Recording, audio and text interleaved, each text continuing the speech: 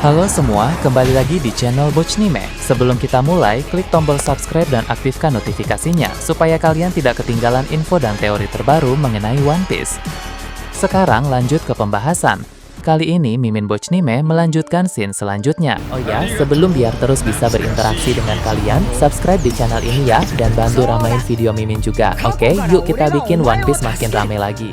Melanjutkan pembahasan sebelumnya, dunia matahari Elbaf yang selama ini dikenal megah dan suci akhirnya memperlihatkan sisi tergelapnya. Cahaya keemasan yang menyelimuti negeri para raksasa perlahan terasa menyesakkan, seolah matahari itu sendiri sedang menyaksikan sebuah dosa besar yang baru saja dilahirkan. Di pusat kekacauan tersebut berdiri Im Sama, sosok misterius yang kini sepenuhnya menguasai. Dengan ekspresi dingin tanpa emosi, Im Sama mengemukakan sesuatu yang melampaui batas nalar. Pemimpin prajurit utara, raksasa legendaris yang selama puluhan tahun menjadi tameng Elbaf dari ancaman luar, kini tidak lagi berdiri sebagai pelindung. Tubuhnya dipelintir oleh teknik terlarang Domi Reversi, jiwanya dicabik lalu dibentuk ulang menjadi makhluk iblis yang kehilangan kendali. Raksasa itu sebelumnya sudah dikenal sebagai salah satu makhluk terkuat di seluruh Elbaf. Bahkan dalam keadaan normal, satu ayunan senjata mampu meratakan pasukan. Disiplin, kekuatan, dan mental baja menjadikannya simbol kejayaan prajurit utara. Namun kini, setelah berubah menjadi raksasa iblis, aura yang dipancarkannya terasa jauh lebih mengerikan. Udara di sekitarnya bergetar, tanah retak hanya karena keberadaannya, dan setiap nafasnya menghembuskan tekanan yang membuat makhluk lemah tak sanggup berdiri. Tanpa keraguan sedikit pun, Im Sama langsung mengirim raksasa iblis tersebut menuju dunia bawah Elbaf, lokasi di mana Luffy dan Logi berada. Pada saat yang sama, Kenbun Shokuhaki diaktifkan sepenuhnya. Fokus Im Sama tidak hanya tertuju pada raksasa iblis, tetapi juga pada apa yang akan dihadapinya. Melalui ikatan iblis yang telah diciptakan, Im Sama merasakan segala hal yang dirasakan makhluk itu. Setiap getaran emosi, setiap aliran kekuatan, setiap benturan akan menjadi data yang sempurna. Tujuan Im Sama sangat jelas, menguji dan mengukur kekuatan Luffy dan Loki secara akurat. Im Sama memahami satu hal penting,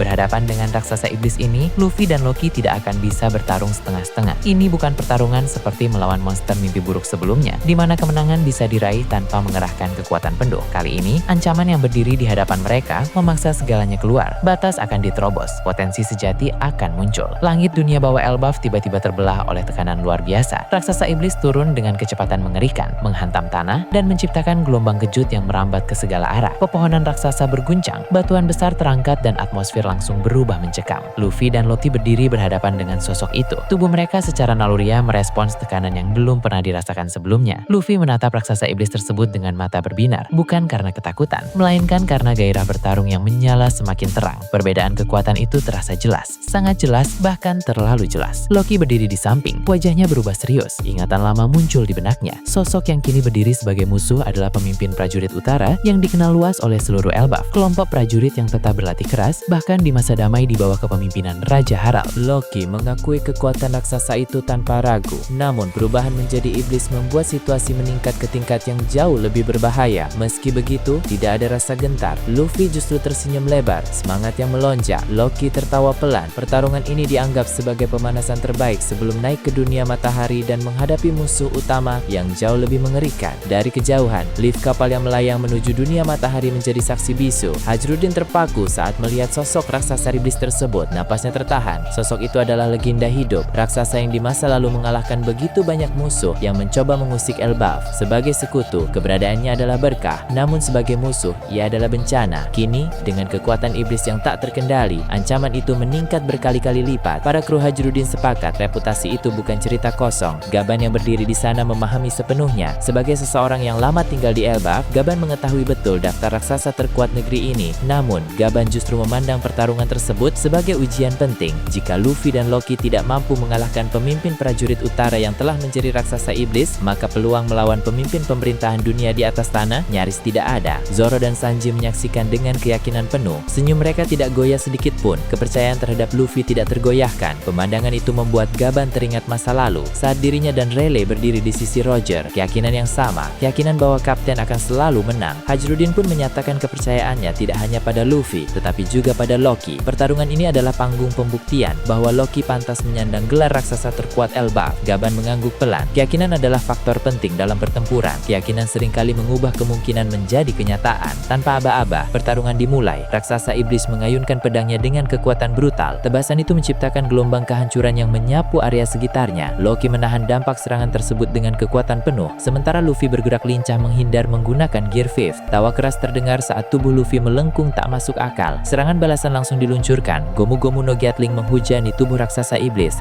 Namun satu tangan raksasa yang sangat besar mampu menangkis sebagian besar serangan itu. Tangan yang sama kemudian menghantam balik. Tekanan angin dari serangan tersebut menciptakan badai yang melempar Luffy jauh ke arah pepohonan raksasa. Namun tubuh Gear 5 mengubah pohon itu menjadi karet. Luffy memantul kembali dengan kecepatan lebih tinggi. Serangan baru dilancarkan, kali ini dengan kekuatan yang jauh lebih besar. Raksasa iblis menangkis lagi, tetapi tubuhnya terdorong mundur beberapa langkah. Tanda pertama bahwa serangan tersebut mulai berdampak. Kini giliran Loki bergerak. Palu Ragnir dipanggil. Petir menyambar saat senjata itu diayunkan. Raksasa iblis membalas dengan pedang besarnya. Benturan kedua senjata menciptakan ledakan dahsyat. Getarannya terasa hingga lift kapal. Chopper yang menyaksikan dari kejauhan terkejut. Dampak pertarungan itu melampaui batas wajar. Loki dan raksasa iblis sama-sama terhempas. Namun keduanya bangkit hampir bersamaan. Loki melancarkan serangan beruntun dengan Ragnir. Setiap ayunan diselimuti kilat. Luffy memperbesar kedua lengannya, melancarkan tinju bertubi-tubi dalam Gear 5. Raksasa iblis bertahan. Namun kombinasi serangan dari dua arah membuatnya terlempar jauh. Para kru di lift kapal sempat mengira pertarungan telah berakhir. Namun anggapan itu segera runtuh. Raksasa iblis bangkit kembali dengan raungan penuh amarah dan membalas dengan teknik berbahaya yang memaksa Luffy berubah menjadi raksasa Gear 5. Pertarungan memasuki fase baru. Luffy menyerang dalam wujud raksasa dengan teknik-teknik aneh dan destruktif. Loki bertarung dengan tangan kosong sambil melepaskan Ragnir. Palu legendaris itu bergerak sendiri menyerang dari berbagai arah. Kekuatan buah iblis Ragnir benar-benar hidup. Ingatan masa lalu kembali terungkap saat Ragnir pertama kali bergerak sendiri di ruang harta kastil Aurus. Bahkan berubah wujud menjadi tupai. Senjata itu bukan benda mati. Ragnir adalah makhluk hidup dengan kehendaknya sendiri. Dikepung oleh Luffy raksasa, Loki dan Ragnir yang bergerak bebas. Raksasa iblis mulai kewalahan. Meski demikian, perlawanan tetap sengit. Setiap serangan dibalas dengan keganasan yang setara. Tanah hancur, udara bergetar, dan langit dunia bawah Elbaf seolah ikut menjerit. Hingga pada satu momen krusial, Loki menggenggam Ragnir dengan kedua tangan. Aura dingin menyelimuti area sekitar. Serangan pembekuan dilepaskan. Tujuannya jelas, mengunci pergerakan raksasa iblis dan membuka jalan menuju akhir pertarungan yang menentukan. Benturan palu Ragnir menggema seperti dentuman kiamat, memecah udara dan mengguncang daratan. Gelombang es menyebar luas, membekukan tanah, puing, dan udara di sekitarnya. Dalam sepersekian detik, medan tempur berubah menjadi dunia beku yang sunyi dan mematikan. Namun keheningan itu tidak bertahan lama. Di tengah lapisan es yang retak dan pecah, sosok raksasa iblis masih berdiri tegak, tidak luntuh, tidak terhenti, tidak membeku. Hantaman pembekuan palu Ragnir gagal total. Raksasa iblis itu bahkan tidak terlihat terdesak. Tatapan matanya yang kelam justru memancarkan ejekan, seolah semua serangan barusan hanyalah gangguan kecil. Setiap ayunan palu, setiap langkah kaki Loki, semuanya sudah terbaca dengan sempurna. Bukan karena Loki lemah, melainkan karena kecepatan raksasa iblis itu berada di level yang jauh lebih mengerikan. Kepergerakannya terlalu cepat, terlalu presisi, dan terlalu sempurna untuk dikejar oleh pembekuan biasa. Luffy yang mengamati situasi tersebut langsung menyadari inti permasalahannya. Dengan nada serius, disampaikan bahwa sekeras apapun Loki berusaha, pembekuan tidak akan pernah berhasil selama kecepatan pergerakan Loki masih kalah. Setiap serangan es selalu tertinggal setengah langkah. Loki tidak membantah, fakta itu pahit tetapi tidak bisa disangkal. Di medan tempur tersebut, hanya satu sosok yang mampu menyamai bahkan melampaui kecepatan raksasa iblis itu, yaitu Luffy. Masalahnya jelas, Luffy tidak memiliki kekuatan es. Beberapa detik berlalu dalam ketegangan. Lalu suasana berubah drastis ketika sebuah ide gila muncul. Solusi yang diucapkan terdengar mustahil,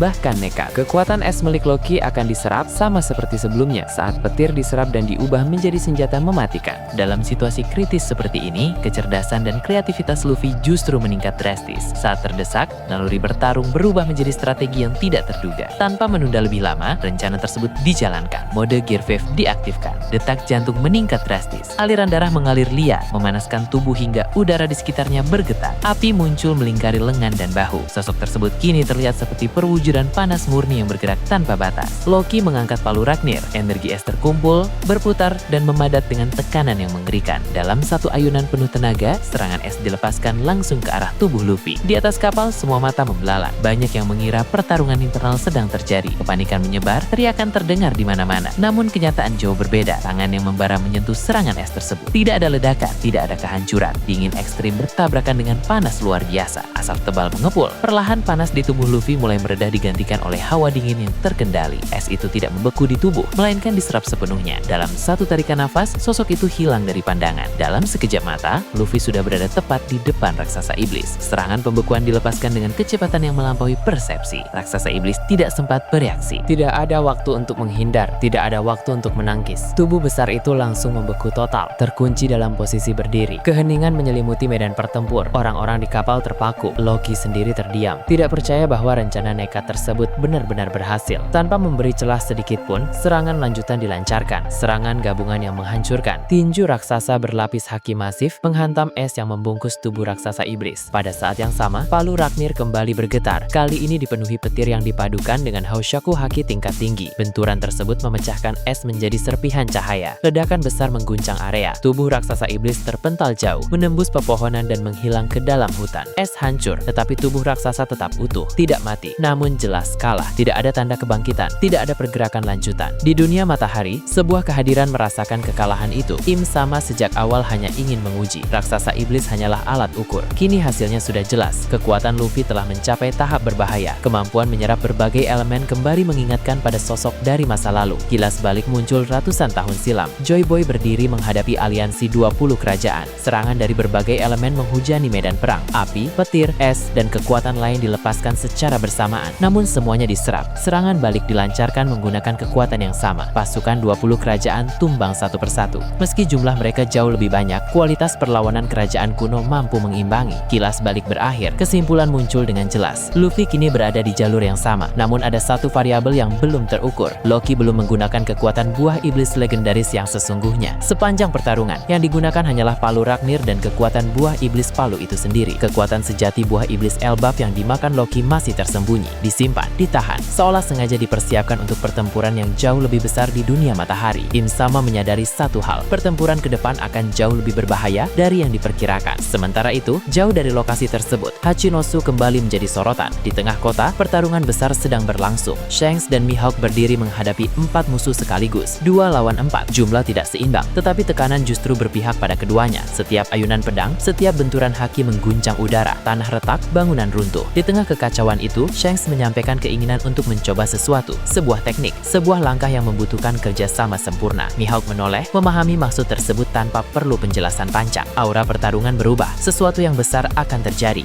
Aura pertarungan berubah, sesuatu yang besar akan terjadi, dan medan perang Hachinosu bersiap menyambut kehancuran berikutnya. Nah, bagaimana menurut kalian terkait ini? Nah, itu tadi berbagai hal menarik pada pembahasan channel Bochnime kali ini. Menurut kalian bagaimana? Silahkan tulis di kolom komentar di bawah. Oke, segitu saja untuk pembahasan kali ini. Jangan lupa like, share, dan subscribe untuk video menarik selanjutnya. Peaceful World!